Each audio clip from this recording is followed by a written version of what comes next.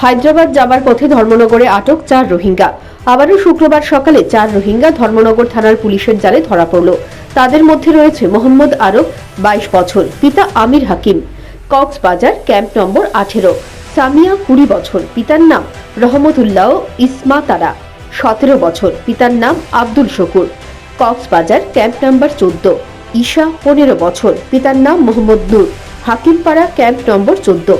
এরা বাংলাদেশের দালাল আব্দুল্লাহকে প্রতিজন 30,000 টাকার বিনিময়ে ভারতের চোরাই পথে প্রবেশ করেছে। এরা হায়দ্রাবাদে যাওয়ার পরিকল্পনা নিয়ে ধর্মনগরে এসেছিল।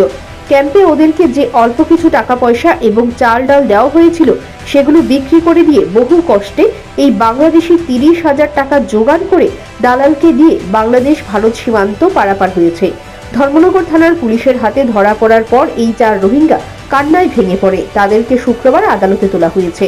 তাদের বিরুদ্ধে আইন অনুযায়ী ব্যবস্থা গ্রহণ করা হবে বলে পুলিশ জানিয়েছে। অ্যাকচুয়ালি ধর্মনগর থানায় আজকে সকালবেলা একটা খবর আসে যে কিছু অপরিচিত লোক সাসপেক্টেড বাংলাদেশি ন্যাশনাল রাজবাড়ী এলাকায় ঘোরাফেরা করছে। তো সেই সংবাদের ভিত্তিতে ধর্মনগর থানার অফিসার রাজবাড়িতে যায় এবং গিয়ে আমরা 4 জন, 2 জন মেল 2 জন ফিমেল লোককে আমরা ডিটেইন করে এবং থানায় নিয়ে আসা হয়।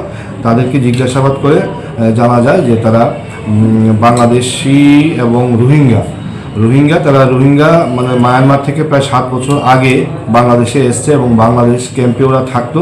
তো আজকে সকালে তারা তাদের রিলেটিভ যারা হায়দ্রাবাদে থাকে ওইখানটায় যাওয়ার জন্য তারা প্ল্যান করছিল।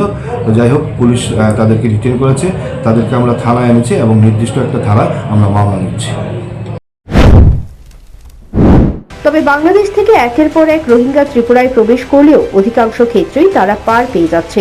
দালাল চক্র পুলিশ এবং সীমান্তরক্ষী বাহিনীর একাংশকে বসে এনে এই পাচার বাণিজ্য চালিয়ে যাচ্ছে। তবে এই চক্রের বিরুদ্ধে পুলিশকে আরো কঠোর হতে হবে।